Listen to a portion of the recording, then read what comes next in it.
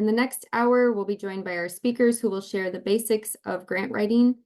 Grant writing is a lot more than just writing, though. It takes a lot of thought and organization and sometimes a lot of late nights. This webinar is being recorded and the link to the recording will be emailed to anyone who registered. You're welcome to add questions in the Q&A box through Zoom or in the chat, and we will answer them throughout the session. So let's go ahead and get started.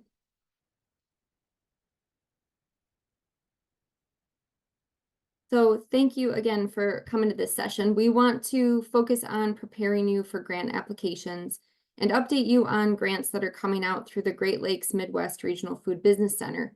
But don't worry if you're not in the Great Lakes Midwest region, as there are grants coming out across the country, and we'll share more about that. Our guest speakers today will walk us through the steps of applying for a grant. And before we start, I'd like to hear a little bit more about you. So we have 2 poll questions to kick us off, and I will launch those. The first one, we just want to know who's here. So tell us more about you. If you own a farm, if you make a packaged good, you own a food truck, we'd like to hear who's here.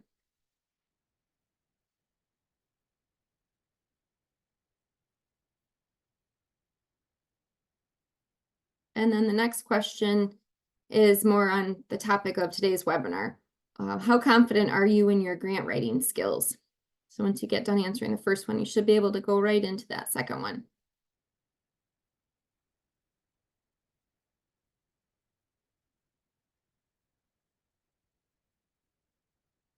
All right, great. Looks like most people have answered. Go ahead and share those results with you. So we've got about 30% of folks on the call own a farm. Some make a value-added or a packaged good.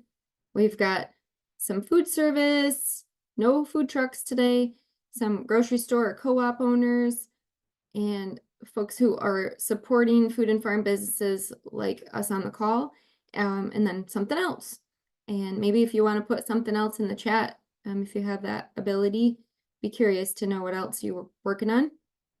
And then we have the majority of folks are somewhat confident in with their grant writing skills. So that's exciting.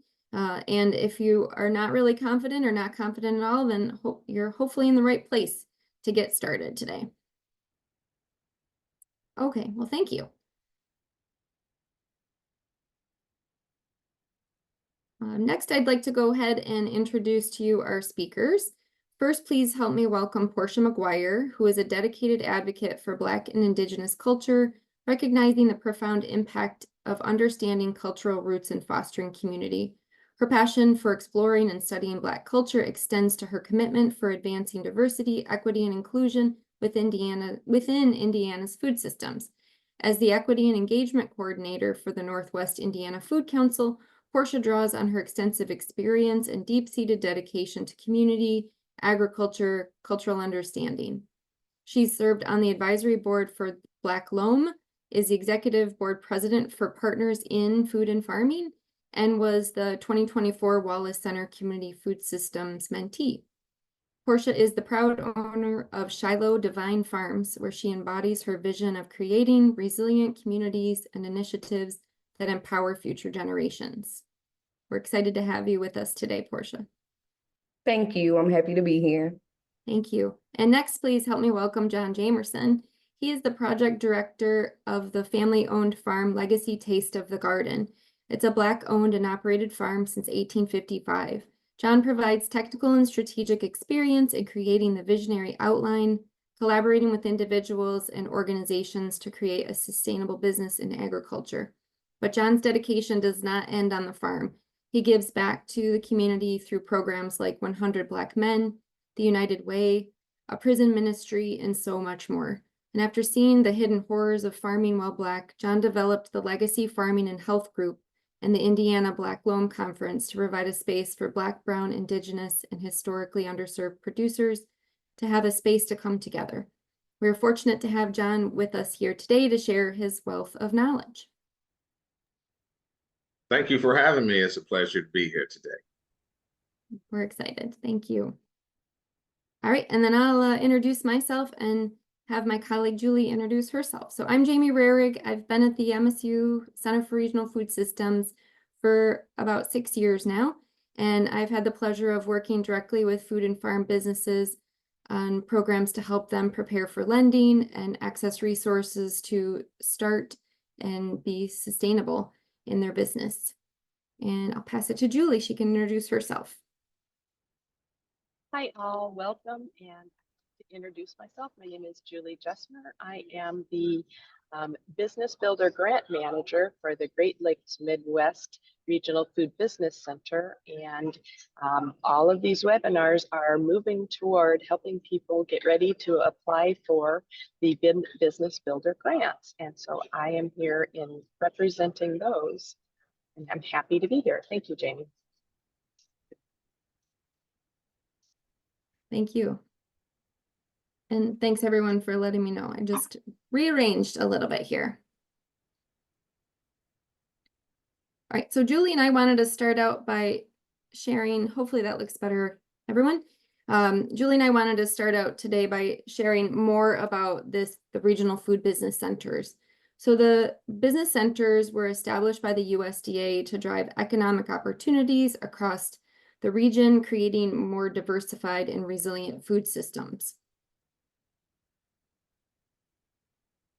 As I mentioned, there are 12 centers across the country that represent each state, islands, and remote areas, and there's a national tribal regional food business center as well. So if you're outside of our region that you can see there in light blue, there is somebody that you can connect with, and I can put some links to the USDA regional food business centers in the chat as we're going here today. And if you are in one of these 4 states, welcome to the Great Lakes Midwest Regional Food Business Center. It is our goal to create a more resilient food system, serving small and mid-sized food and farm businesses across these 4 states, and developing stronger businesses, getting folks started, and creating a sustainable local and regional food system. And we do this not alone, just some of the folks on today's webinar are part of the program, but there's a whole group of folks. The Menominee Indian Tribe of Wisconsin is a regional partner working with us, the Northwest Indiana Food Council, the Food Finance Institute at the University of Wisconsin, and the Chicago Food Policy Action Council, and then others on our team at the MSU Center for Regional Food Systems.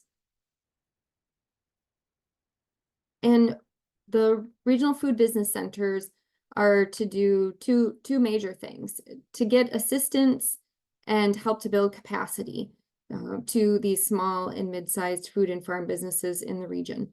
The assistance will look like, could be business coaching, could be support through a consultant or taking a training course, but it's around education to increase your business skills as well as get more local foods into our market. And the capacity building component, I'll let Julie tell a lot more about, but we call them Business Builder Awards, and they will be grant funds that are coming out later this year through the Great Lakes Midwest Regional Food Business Center to work towards expanding our local food systems. I'll pass it to Julie. To the next slide. Hi, everybody. I'm just going to give you all kind of a little bit of a background on the capacity building. The whole idea is, from the USDA Agriculture Marketing Service, was to build capacity within the local and regional food system. It is a cooperative agreement with the USDA, and it's focused on food and farm businesses. So what is the Business Builder Award program?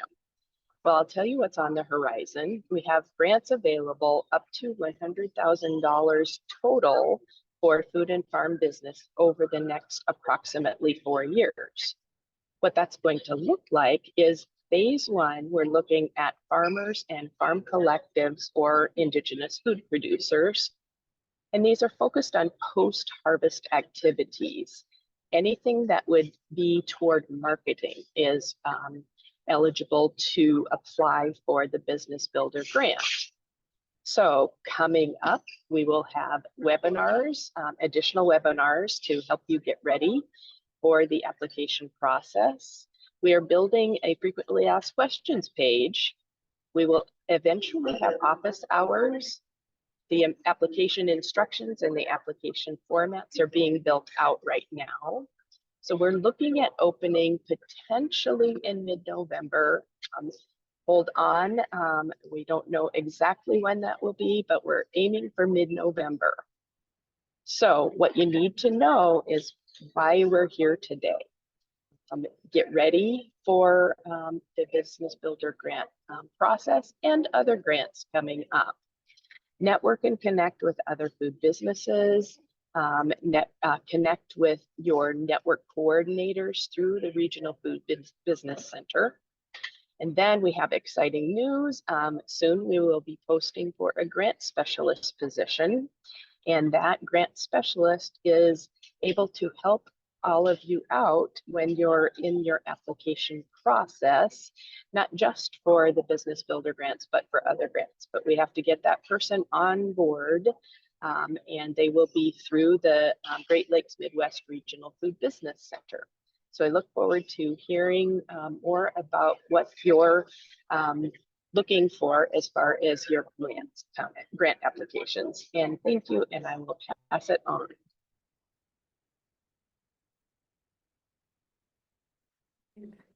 Good afternoon, everyone. Now we are going to talk about a little bit about what grants are. I know that is like kind of varying knowledge in the room around what grants are.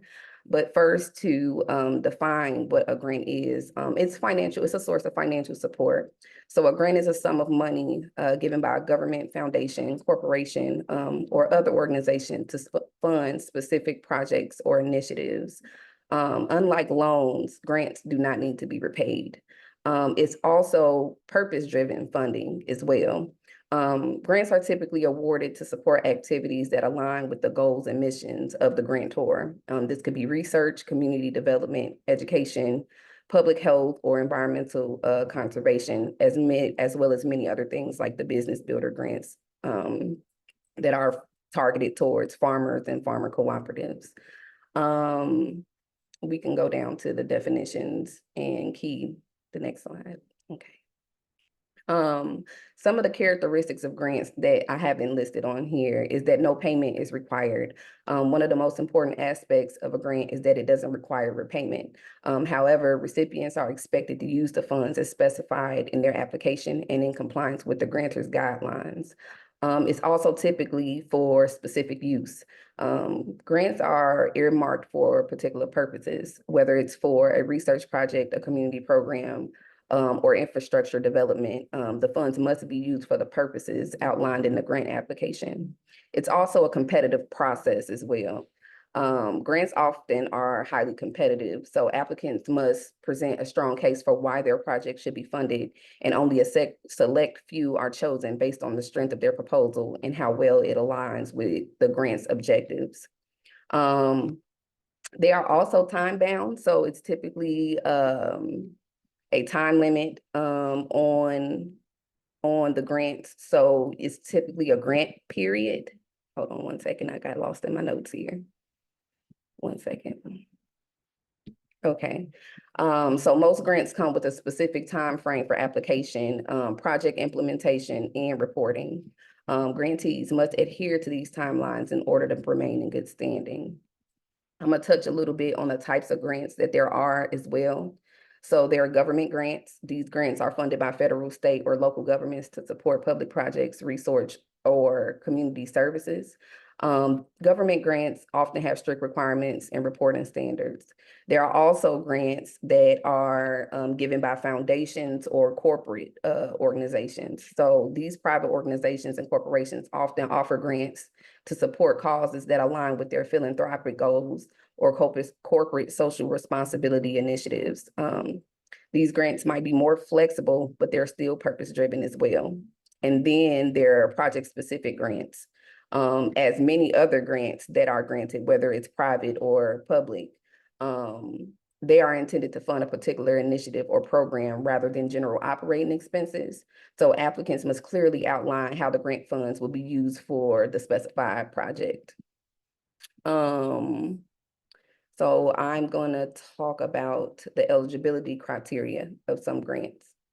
So eligibility criteria, if you don't know, as you're researching grants and seeing what you might want to apply for, they clearly outline who is eligible to apply for the grant.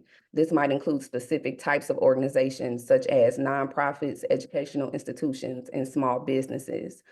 Some grants also allow for individuals to apply for these grants. Usually, if you're paired with someone that can provide fiscal sponsorship, some of these individuals may be farmers or applicants like the Business Builder Awards.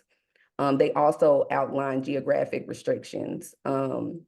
Most of the time when you're reading over a grant, they mention any kind of geographic limitations, such as grants being only available to applicants within certain regions or states, similar to the Business Builder grants that will be made available to grant farmers and farmer cooperatives within the Midwestern or Great Lakes states. You will also be able to find projects and initiatives that are eligible for funding based off the grant that you're looking at. So you have to make sure that you understand that your project aligns with the grant's focus areas. You will also find exclusions. They oftentimes outline very plainly the types of organizations or projects that will not be funded. So they're typically upfront about what's not eligible, such as certain activities, organizational types, or ineligible expenses. So dropping down to funding purposes, the funding purpose of a grant is the primary objective. So it's important to describe the primary objectives of the funding. Like, what is the grant intended to achieve? This could range from supporting research, community development, again, agricultural innovation, or other goals. And alignment with mission under the funding purpose is also something to emphasize. The importance of aligning the project with the funder's mission. Proposals that closely match the purpose of the grant are more likely to be successful. So as you're researching these grants and things of that sort, usually you will find within the website their objectives for whatever funding period it is, whether it's agricultural innovation, whether it's economic development, or what have you. So making sure that your project aligns with their mission and the things that they're trying to achieve will greatly increase your success. Along with the funding purposes is the allowable use of funds. So they oftentimes provide examples of how the funds can be used. This might include operational costs, staffing, equipment purchases, and programmatic purchases or activities. And they will also provide restrictions. So when you're doing this, they will mention any restrictions on how the funds can be used, such as prohibitions on using funds for lobbying, debt repayment, or other non-qualifying expenses. So talking a little bit about the application process, there are many grants, and different grants are different based off the entity that's awarding these grants. But a lot of them walk through the application process step by step, from the initial application submission to the final approval. So they often make it clear what the applicants need to do at each stage. So it's super duper important that you follow, that you really follow the grant requirements and the application process to the T to kind of ensure greater success. There are also submission deadlines. The importance of meeting submission deadlines is key. So late applications are typically not considered. So during your planning process, it's important that you highlight those dates, put them somewhere, and try to get to the end before the deadline so you can kind of gauge whether it's any kind of mishaps or anything of that sort. Something within the application process is required documents.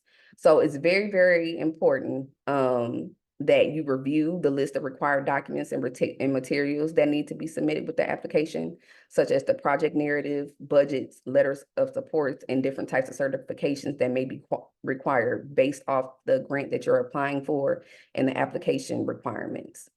And oftentimes something that a lot of people don't consider is that it being an online platform, if the application is submitted online, they oftentimes provide guidance on using the submission platform. So, and they usually highlight any kind of technical requirements or common issues that may arise. And for those who do have experience of using online platforms, and I don't know if you guys share that experience, sometimes things go wrong when you when you wait until the last minute. So make sure that you're testing the platforms in advance. And sometimes within the grant portals and things of that sort, there may be additional questions that you didn't think of. So if you can get access to the portal in advance to see what exactly is required, how it needs to be uploaded within the application process, the earlier you know that, the better. So you can avoid any kind of mishaps and things that may happen at the last minute. Because I know many of us have been down to the wire submitting grant applications, and then something happens with the website or something like that. So talking a little bit about compliance and reporting, there are ongoing responsibilities if you're awarded a grant. So receiving a grant comes with ongoing responsibilities, including compliance with the terms of the grant and regular reporting. The reporting requirements are different based on the grant that you're applying for.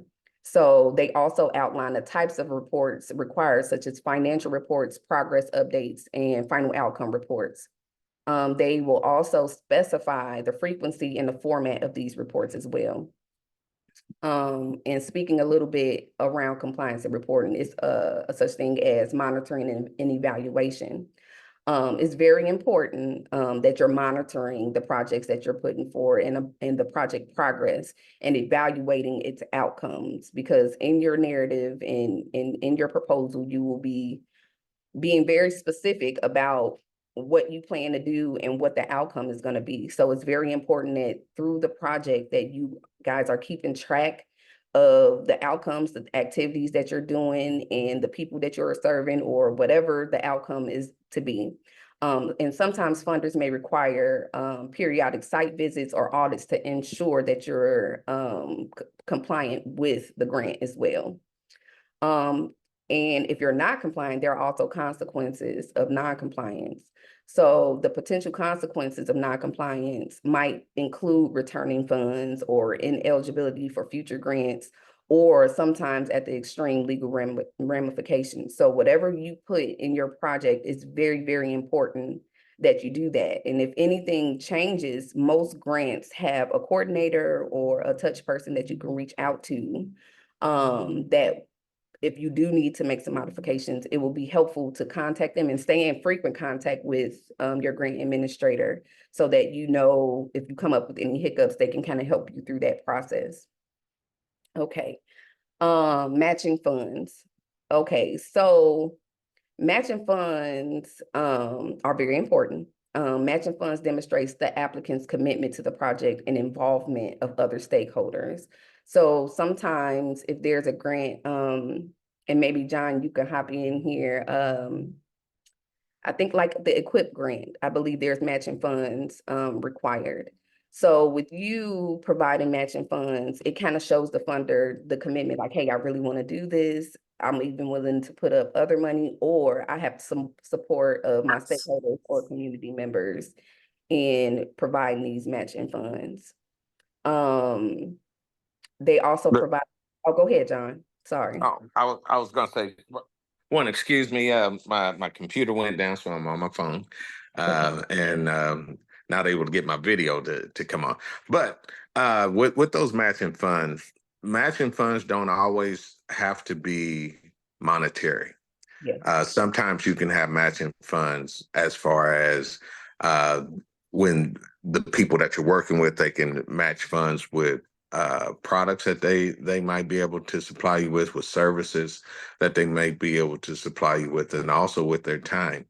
that they might be able to supply you with. And so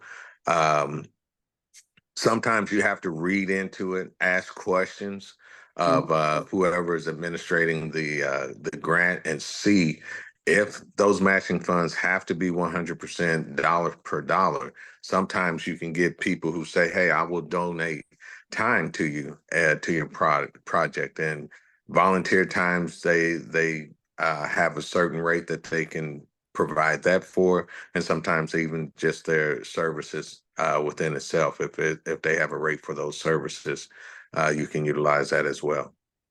Yeah. Yeah, that's called what, in kind. Yeah. So like John said, so it can be cash contributions, in kind donations, volunteer labor, even if folks are donating plants, that can also count as matching funds.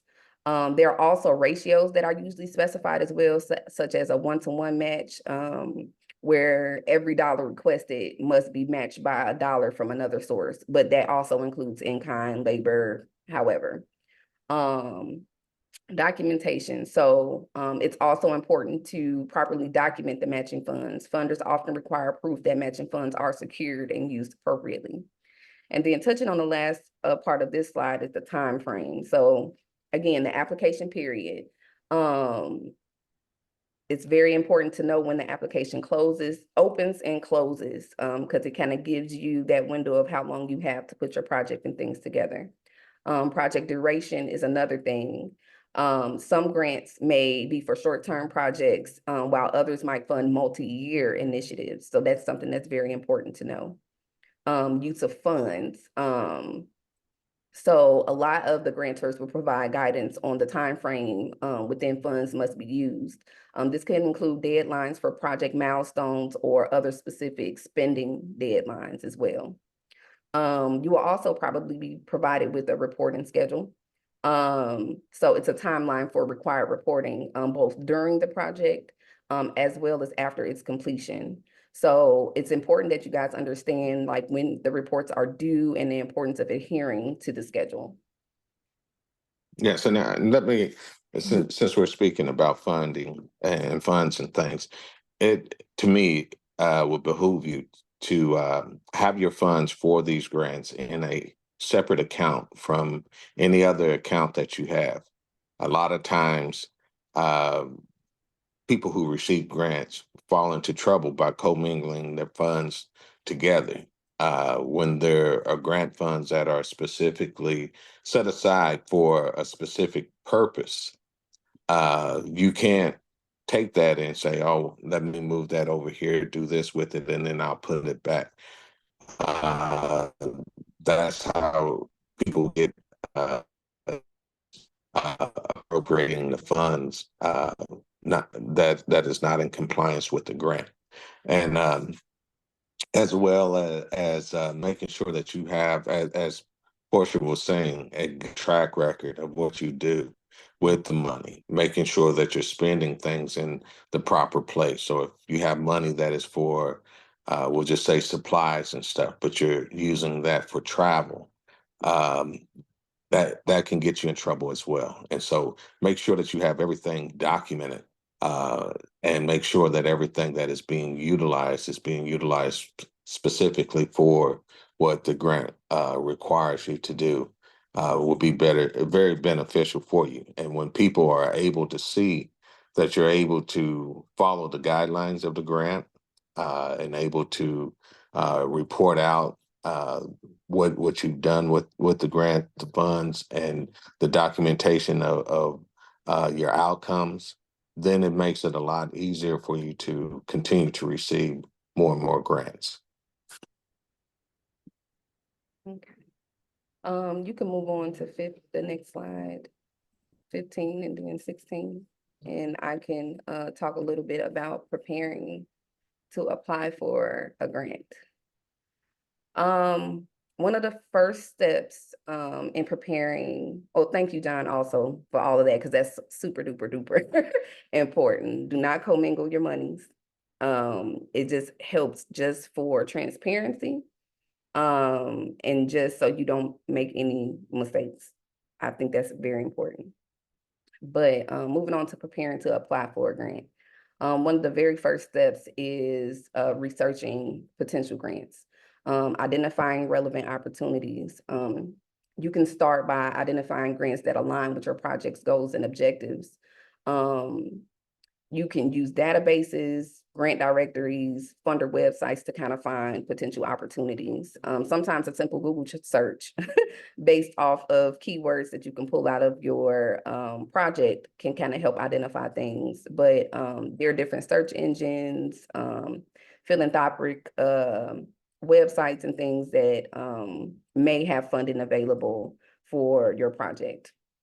The next step will be to assess the fit of your project within the grant. So like I said, it's very important to evaluate how well each grant aligns with your project. It's important to consider the funder's priorities, the types of projects that they may support, and whether your project meets the eligibility criteria. Another thing is understanding funding history. So on a lot of funders' websites, you'll see previous projects funded. It's super duper important. I find it useful, and actually, Mr. Jamerson kind of taught me this, is to review the previous projects that have been funded and see how it aligns, and if you can see commonalities within what they have previously funded and what your project hopes to achieve. So researching the funders' past grant recipients to understand the types of projects that have been successful. This can give you insight into what the funder values. Another thing is to stay updated. Keep track of the new grant opportunities by subscribing to folks' newsletters, setting up alerts for when certain cycles open, and staying connected with the networks within your field to kind of see what's coming available, and reaching out to folks to see what's coming down the pipeline as well. The next point is understanding the requirements. It's important to, hold on, okay, stay on the right slide, okay. It's important to review the guidelines of the grants thoroughly as possible. Take notes, create another document so you can see what you need to do. Carefully read the grant guidelines to understand all the requirements, including the eligibility, allowable expenses, and the submission instructions. And it's super important to note the key criteria. So paying attention to the key criteria such as project scope, budget limits, and timelines are super important.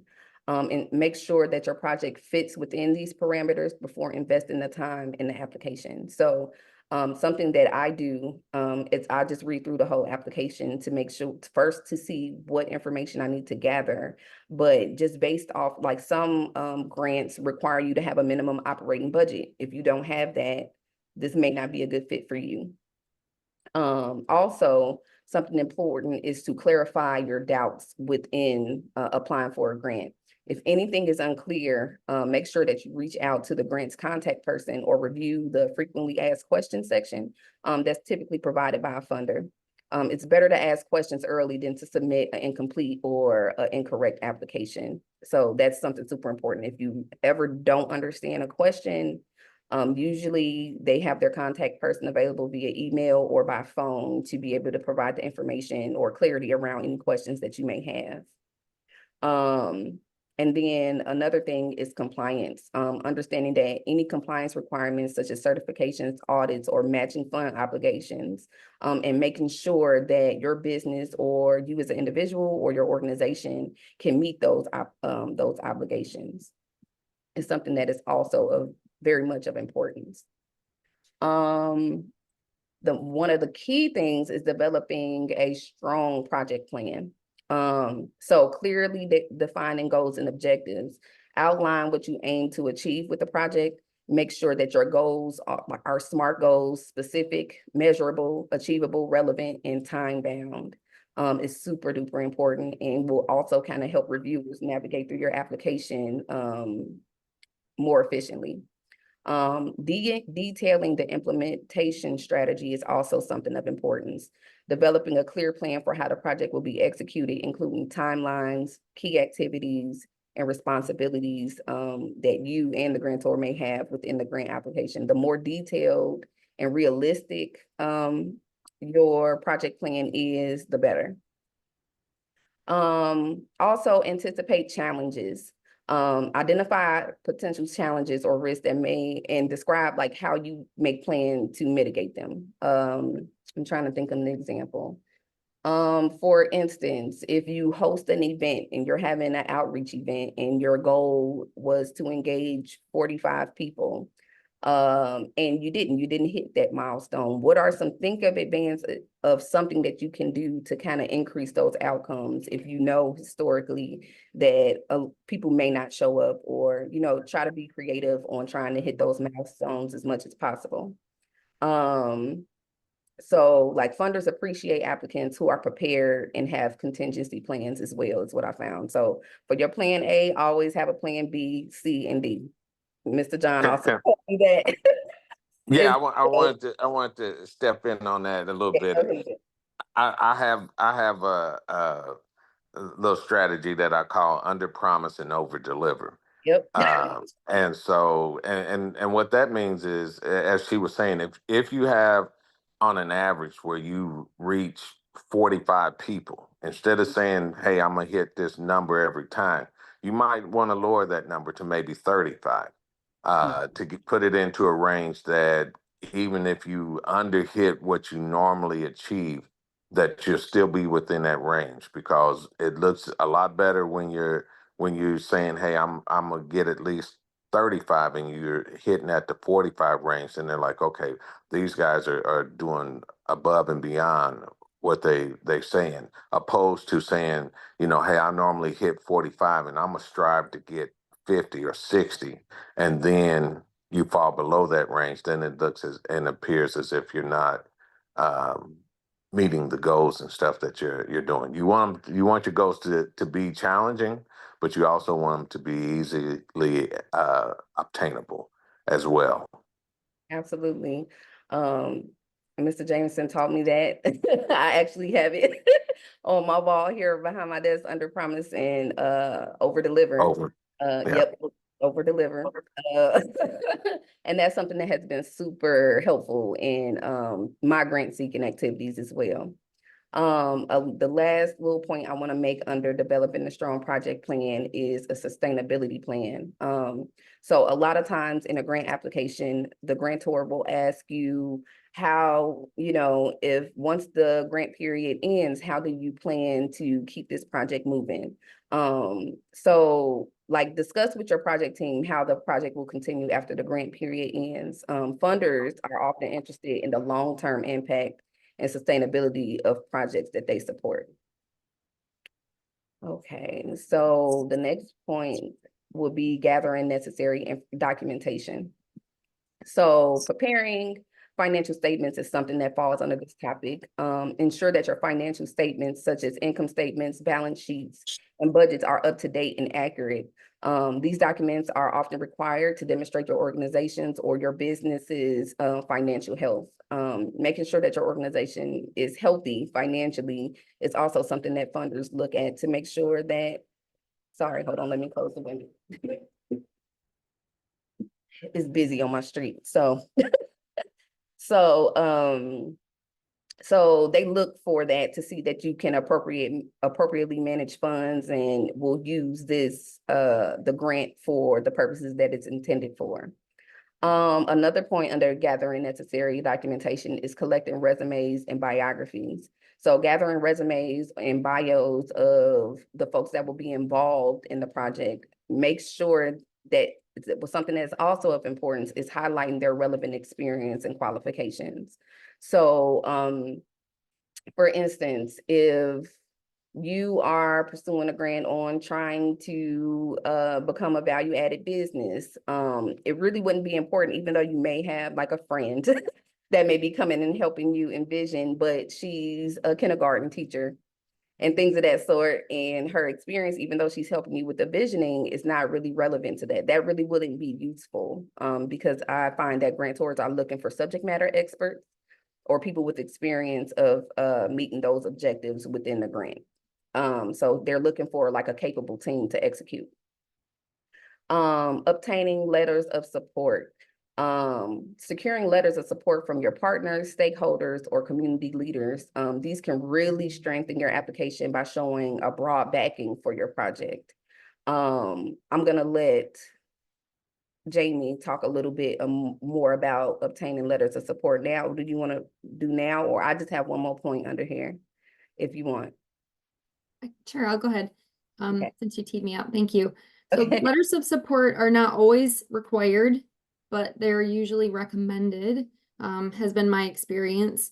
And this is not necessarily speaking about the Business Builder Award application that Julie was explaining. This is just talking in general. But letters of support can really help show the reviewers that you have a solid project that is going to go far. It might be a buyer, like if you're a farmer and you have somebody who's going to put in a big order and you can get a letter from them, that would be really solid, that this is a good project, that you've got people backing you up. Or if maybe a partner organization or somebody who is going to provide the distribution or the capacity or something else to speak of the way that they're going to support the project. It would be really good to help really build up the application. Yeah. Okay.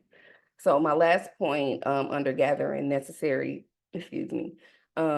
documentation is ensuring that your legal and compliance documents are ready. Have your organizations or your businesses legal and compliance documents such as the IRS determination letters, state registrations, any kind of certifications to be ready for submission, because some grants require that based off who the grantor is. The next point is engaging stakeholders, and me having a passion for community engagement. This is super important to me, and I find that this kind of ensures a lot of success on grant applications. So an important part in the process that a lot of people kind of don't think about is you're developing a project and you know you can't do it by yourself, but now the grant has come and we're 2 weeks in from the deadline and now you're reaching out to your partners.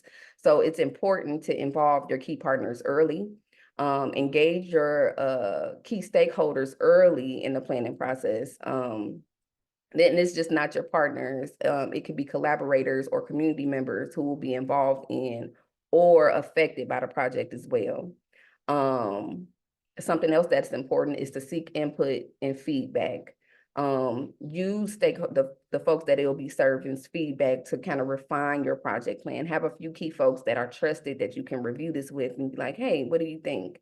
And just to have a second set of eyes to ensure that it meets the needs of those that it's designed to serve.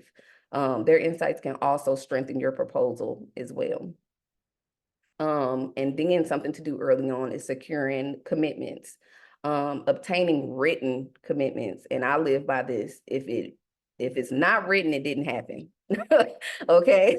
So people may verbally do or say things, but then it's coming down to the wire and they're like, oh, some people tend to what have you.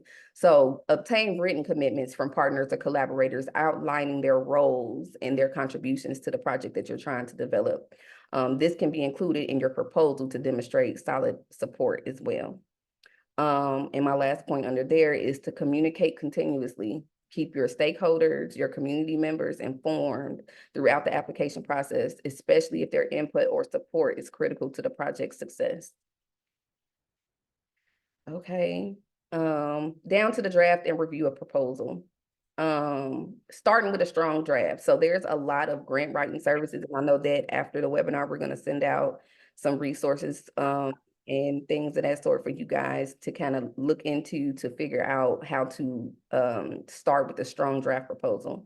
So begin drafting your proposal well in advance of the deadline and focus on creating a clear, concise, and compelling narrative that addresses all aspects of the grant criteria. And with this, incorporate feedback. Share your draft with your colleagues, your partners, your mentors for feedback. Because what I find is that their perspective can help you identify gaps or areas for improvement. I look to Mr. Jamerson, I look to Mrs. Jamerson to overlook things, or trusted colleagues to overlook grant applications to say like, hey, am I thinking about this clearly? So it's really important to have people who can provide that positive feedback to make your narrative super strong. Also, during this process, you will be checking your alignment with the guidelines. Just to make sure that your proposal adheres to the grant guidelines, including the formatting, because formatting could be a challenge, the word count, which is something else, and making sure that you're meeting their content requirements. The misalignment, if you're giving them more words than what they asked for. And some folks have minimum words and maximum words. So if you're not aligning with what they're asking for within the application, it can really hurt your chances of success in being awarded that grant as well. And revising and polishing it. Revise it multiple times, double check, triple check, quadruple check, making sure that you're focusing on clarity and consistency, and most importantly, your impact. Making sure that you're delivering the impact of your project. A polished proposal often reflects professionalism and your ability to pay attention to detail. And lastly, on here is preparing for your submission. Again, I'm going to say this several times. I probably already done said it twice already, like double check the requirements for the grant. Before submitting, double check to make sure that you've included all the required documents and everything in the correct format. And plan for technical issues as well. Submitting your proposal well before the deadline can kind of help you avoid last minute technical issues, as I talked about before. And many online submission platforms can experience delays or downtime close to the deadline, because if you think about it, there are several people trying to upload their projects at this time, which can kind of cause things to slow down and cause something to kind of fall through the cracks. And make sure, with that being said, if you are doing this and there's some delays, make sure that you confirm the submission. After submitting, confirm that your application was received. Keep a copy of your submission as well. Send it to yourself, CC yourself in the email, and all the documents for your records. Usually there'll be an email or something that kicks back letting you know that your application was submitted. If you don't receive that, assume that it's not in there. So reach out to the person, let them know, do whatever you can just to make sure. Ask them to write down who you talk to make sure that it's in there too. So you have like a line of record, and CC yourself to whatever emails and whatever you send to them. And then following up when necessary, like if you don't receive the confirmation or if the funder allows it, follow up to ensure that your application is in order. This also can show your commitment and your attention to detail as well. Okay, we could move to the next slide, actually to slide 18, building a strong application. All right. Can you guys hear me? Yep, I can hear you. Okay, I was wanting to share something on some of that you had just just put it out and everything about developing your strong proposal and assembling your team. Mm-hmm. Some of the things is one, just make sure that you're clearly defining what the problem is that you're solving in your project. Let them, and to make your grant, your proposal stand out.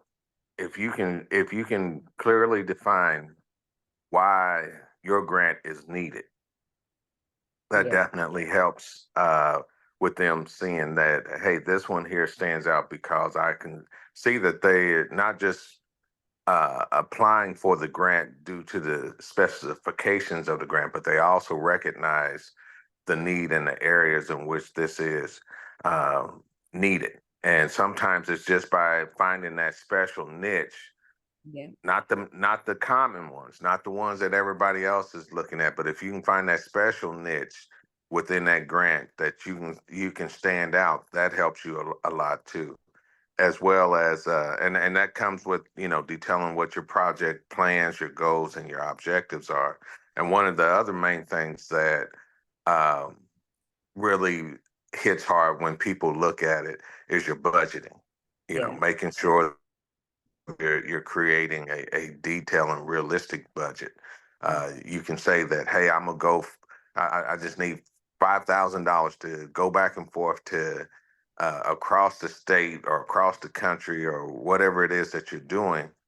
But if it doesn't realistically match out, that's going to be a red flag for them in your budget. If you're talking about going across the country 8 or 9 times and you're in, supposed to be doing a project with that, if they calculate that your travel is going to be more than that, if they calculate that your stays at the hotels and things of that are going to be more than what you budgeted for, then that's going to be a red flag for them, because they're going to look at this as that this is maybe a good um, plan that you have, but it's not feasible as far as how you budgeted your things. And so it doesn't mean that the budget or the grant has to have to cover everything, but at least shows them that you recognize the deficiencies of this grant and how this will be utilized as well. And so, make sure that is well put out in your budget and in your plan, as well as who's is going to be in what role as far as your team, and what they will do and how that will uh, be executed in the process of doing things, as well as a timeline. Mhm. And I'll go ahead and refer back to Porchea on that. Go ahead. Yes, yes, yes. So everything that Mr. Jamerson is super important, and that's going to play a key part in building a strong application, which is what we're going to talk about a little bit. So, one, again, creating a clear and compelling narrative.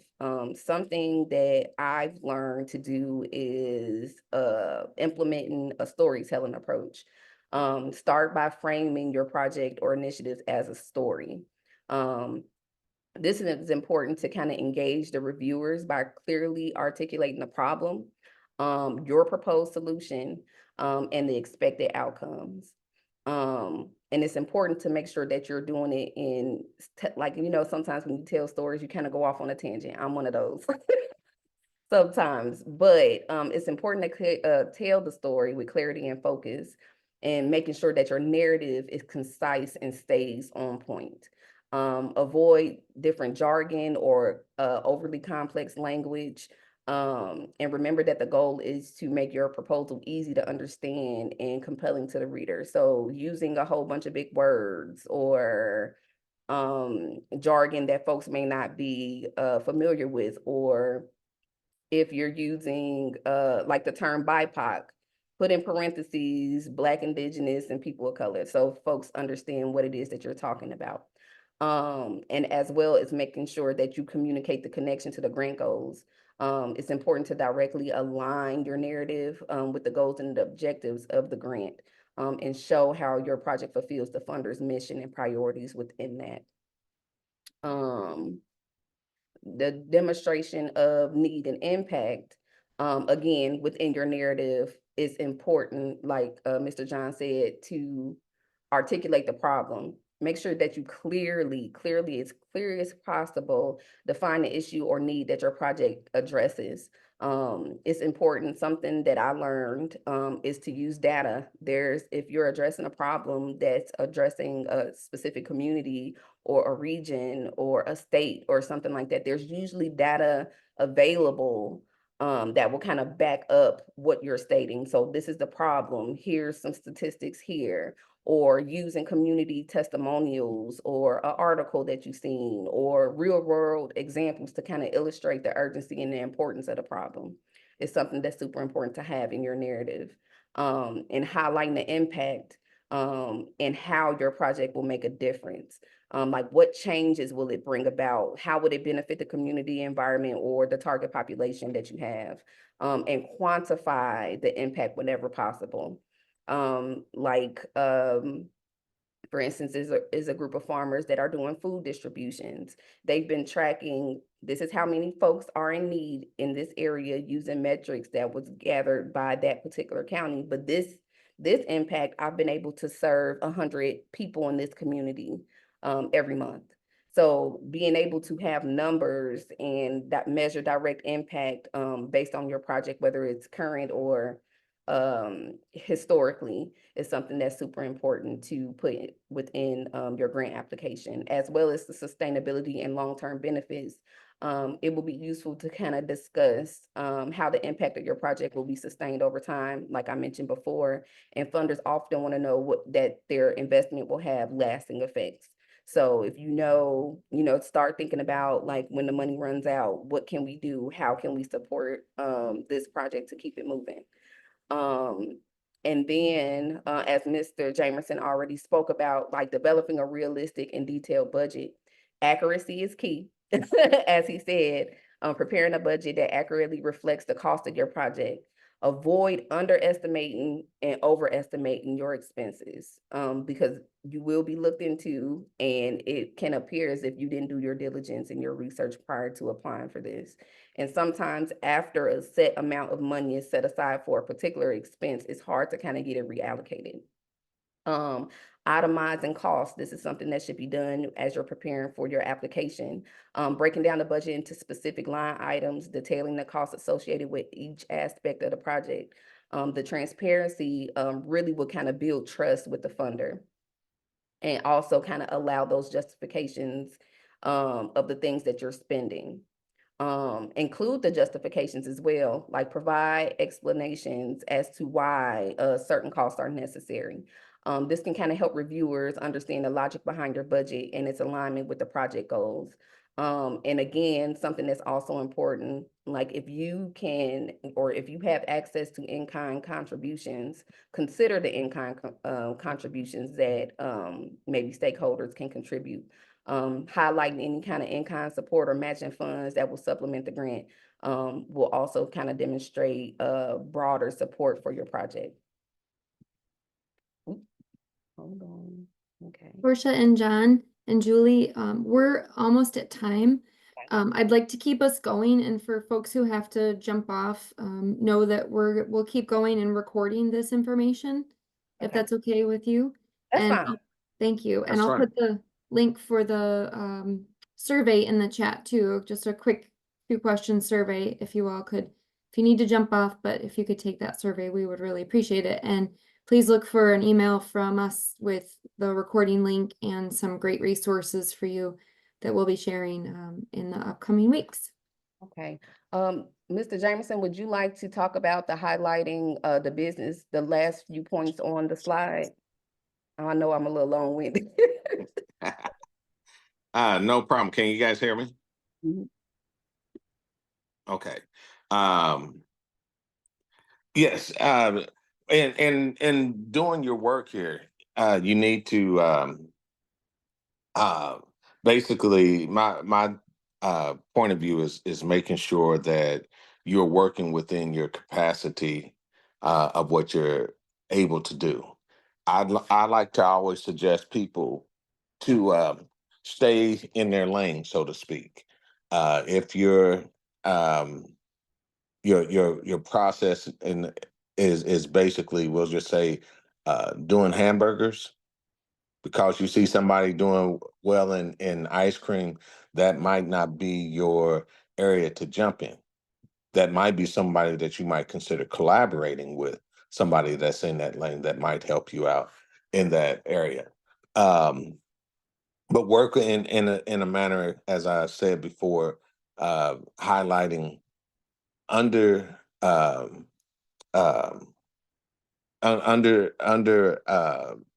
putting out what your outcomes are, and over delivering where you're at in those areas.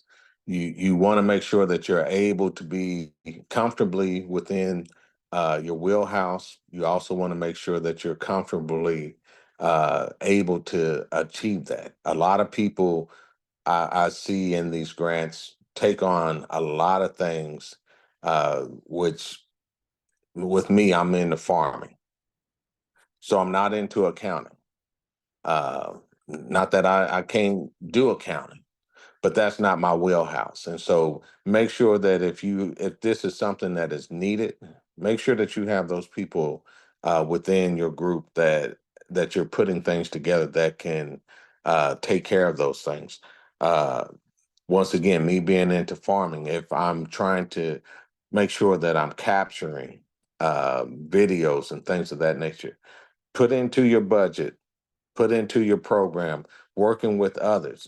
What I found in these grants and building a strong application is that they want to see, one, that the money is not just going to one group or one individual, but that it is being spread out. So it is very good when you are collaborating with others, when they can see that you have your budget, when you have your plan, when you have your people who are able to fulfill everything that you are needing within this grant to be able to help out. Uh, a lot of times we can go up there and, like I said, try to do things on our own and try to take in everything, but that's not realistic. If you're doing and running a business on your own, if you're already out there doing these things, um, a business or working and everything, to add this grant onto it and say that you're going to do everything in it is not always feasible. And so that is something that you need to make sure that you're looking at when you're working with other individuals.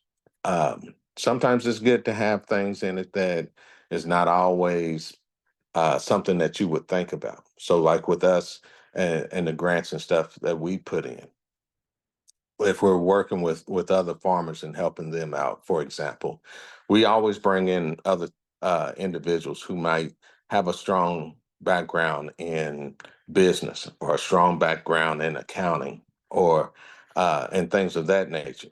This helps to support what we're trying to do, especially if we're looking at doing something that might help to build farmers and their capacity and growing, because it shows that while we might be helping them on the end of dealing with agriculture and how they might need to farm, but we're also strengthening them as well in the business background, helping them to set up business plan, making sure that their businesses are set up properly. And when you have those things in proper order, when you already have everything taken care of, then it makes it a lot easier to get approved for these grants when the people who are reviewing them can see that you know what you're doing and that you have the assistance and support in your grant that is needed. I'm trying to read on my cell phone these next few little points that we have here. Incorporates strong supporting material. Yes, you want to make sure that some of the things that you're doing within your grant application, that you have strong supporting material. So as I was saying before, if this is something that is in your lane that you've already doing, um, put that in there. For example, as I said before about the hamburgers, if you've been doing this for 20 years, then put that information in there, because that supports and that helps the reviewers to understand and know that you're able to do it. If you're bringing in someone that is working with you and they've been in the business for a number of years and that they've run programs, that gives you credibility. And so those are things that you want to have in there. The data that Porchea had mentioned, that is also great. So if you're going up there and you're, as I'm saying before, proving a niche of everything, um, understand that improving that niche and everything, it's good to have that support and information showing the need for something or showing the ability to be able to work in that area. And so, and as Porchea says, follow the guidelines. If you follow the guidelines, you stay within their time limits. I mean, the word limits. You stay within their time limits as well. it is very crucial for you. It works very well for everyone, and it helps us to be able to do and understand. One of the main things that I would say in doing the grants and stuff, as Porchea had pointed out, they always have a point of contact. Don't wait till you have a problem to contact them. I would contact them early, contact them early in the process, let them know who you are, kind of share with them some of the things, get a good feel from them, the things.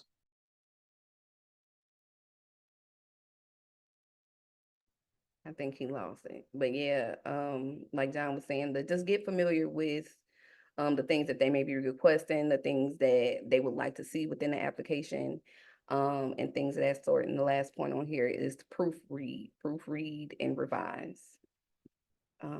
We can go down to the submission process. And I'll shorten it up. So the submission process, review all your application components, any letters of support, any narratives, any budgetary things, anything that is required within the grant outlines. Make sure that you review all those components. Check with the compliance requirements and test the submission platform. I will not stop stressing that enough. Also, submit early if possible.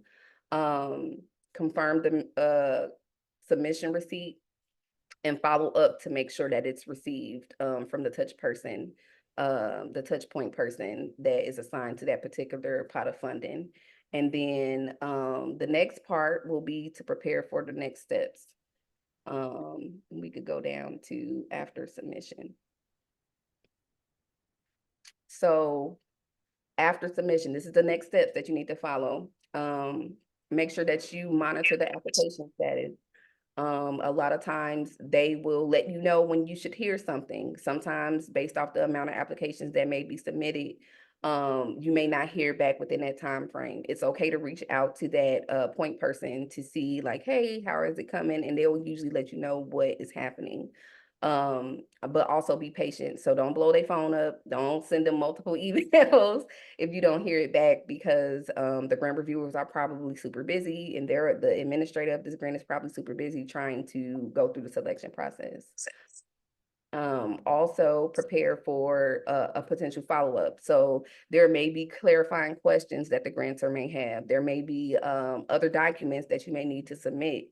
So whatever that you have for your project, just have it available and be ready to answer any questions that they may have. Understanding the review process, understanding how the applications are set. So usually there's a rubric that they go by. Some grants share them, some grants don't. But if you are hitting those milestones and putting those things in the application that may be on the rubric for reviewers to review, that will be super helpful. The evaluation piece, hold on 1 second. Okay. So the difference with the reviewing application, like understanding that the review process involves assessing your application for eligibility and completeness, while the evaluation process focuses on the quality and impact of your proposal. So those are the differences between the review process and the evaluation process. Stay organized. Make sure you have all your documents in the same place. I'm a big fan of emailing stuff to myself and just keeping my documents in a drive. Even if they're written, I will scan them and upload them so I can have them in multiple places. And plan for both outcomes, whether you're awarded or not awarded. So like if you are awarded, hey, it's time to celebrate, you're ready to get your project off the ground. But if you're not awarded, it's a really good space to be in too. It's not always a bad thing, because a lot of times they will offer you feedback on your application, things you could have done better, things you can do next time, and all those things. And if it's a USDA grant, make sure that you're engaging with the USDA and a touch person there. If you keep a relationship with that point person, when the next cycle opens, they can be really a really helpful advocate for making sure that your project is successful next time. There's no guarantees, but at least you have them involved earlier on and they can kind of help you with that process. And then reflect and learn the things that may not have went well with your application process. What can you do next time or for the next grant that you apply for to kind of mitigate those concerns? Okay, we could go down to awarded. So awarded, celebrate and prepare, potential follow-ups, again, like I said, responding to requests for additional information, grant management, which is something that's super important. Give me 1 second. I can take over this portion if you want, Porchea.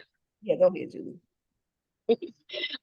Yeah, because I added these points in, so I just wanted to let you know that. Okay, go ahead. So, yeah, so you're awarded. This is when you celebrate, but this is also when a lot of hard work happens. So be aware that once you're awarded, you do have a lot of paperwork yet to be done. Often there will be follow-ups. Sometimes you can be awarded tentatively. Sometimes you can be not fully awarded, a partial award. Sometimes you can be asked to resubmit for the same grant. So often it's a challenge to kind of continue to engage with the grantor. And so let's say you've been awarded, then you have to think through your grant management. The managing of the awarded grants, there's going to be invoicing and disbursement. So the disbursement is how the funds come to you. Often there's an agency that handles disbursement that is not the awarding agency. So they may have different requirements. Some grants are prepayment and some grants are reimbursement payments. And so you need to kind of understand that going in and understand how you're going to invoice for the outlay that you've already done, and if it is a reimbursement grant. And then there are common reporting requirements often with this. And many times the reporting requirements are pictures or site visits. Sometimes they're reflections. It depends on the grantor and the specific of each application. But be prepared before submission that you understand what the reporting requirements will be and that you will be able to accomplish that reporting. And the reporting sometimes is just a several check marks. Sometimes it goes along with the timeline of your invoicing. Sometimes it's a different timeline. Occasionally it's 6 months later that you're required to report. Sometimes it's 1 year later. Sometimes it's a series of different reporting requirements after you've been awarded the grant. So pay attention to that, and pay attention to that in the submission process so that you understand what would be required of you.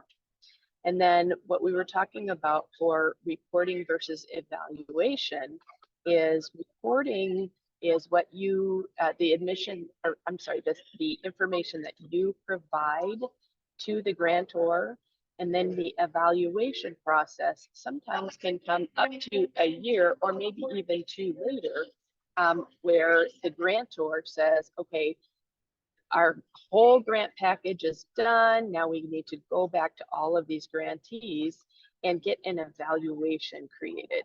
And so be prepared to hear back from the grantor, up to a year or 2 past the award. And then go ahead to the next slide. And John, it is time for your stories. All right. Well, I have had a wealth of opportunities of writing grants, some good, some bad. For those who may be a little anxious about writing grants, I would suggest one particular grant. that, especially if you're in agriculture, will be your SARE grants, SARE grant that they have. They have multiple ones dealing with farming, some dealing with education of youth, some dealing with training for your staff and things of that nature. But those are real easy grants to be able to write. And without having much experience, you can get a nice small grant to be able to obtain something. You gives you an opportunity to be able to uh, re, uh, apply the grant for the grant and then execute it without a lot of the restraints that a lot of the bigger ones, especially with the USDA, that they have. Some of these private grants are also better grants to have.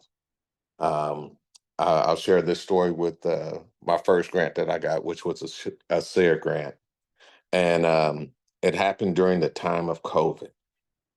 And part of our grant was to go out and to um, educate some youth and to provide food, help them to grow, to provide food in their community. But COVID hit and everything was shut down.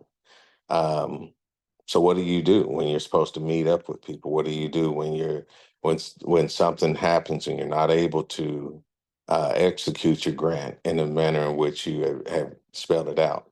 And so we came up with innovative ways of doing such. First thing we did was to contact uh, the administrators of the grant, explain to them what the situation it was, and explain to them as well how we had planned to be able to adjust. We had asked for their permission to be able to do so, and therefore we were able to go ahead and still be able to fulfill our grant and our grant obligations because they are allowed due to circumstances for us to be able to adjust. So just because you write a grant, we understand that they recognize that this is not 100%. And so if there's an issue within it, be sure to contact them as early as possible. Don't just quote the problem, but also come with a solution.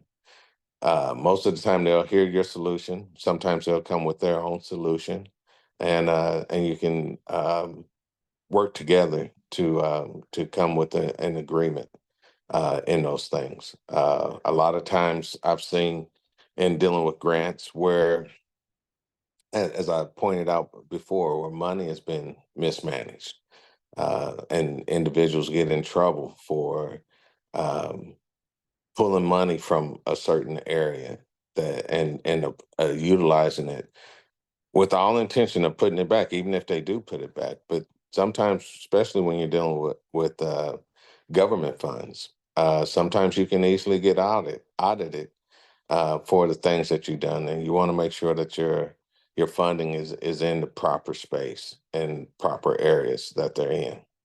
Um, as say and stated earlier as well, make sure that you are working within your lane, so to speak.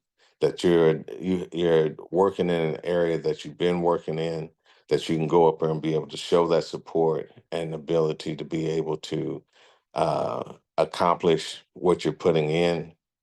Look for those niche areas that kind of fall off the beaten path, but it's still within the scope of the grant.